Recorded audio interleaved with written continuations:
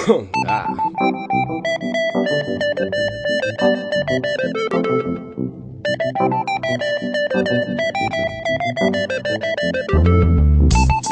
whether you ballin' or broke, wanna find the most high, just follow the smoke. Everybody wanna fly, but nobody wanna know how that whole thing started. Whenever you were born, yeah, go back farther, deep in the jungles of the Ganges River, 2000 BC. See Hindus and Sikhs, shitloads of weed. Very first plant cultivated for the fabric, and anytime they burned it, the people started dancing. Medicine man put the people in a trance, then they transported west, brought by brown farmers, shared with the Rastas, and said it's called ganja. Greeks and the Turks traded gold for dope, and soon Shakespeare smoked the shit and wrote dramas. Soldiers, Napoleon led robbed civilians of stashes of hash, took it back to France with him. Christopher Columbus, first drug smuggler. Slaves made to grow his shit, but smoked some of it to laugh at the master. Plotting his disaster, and everywhere the immigrant went, he had a drag that.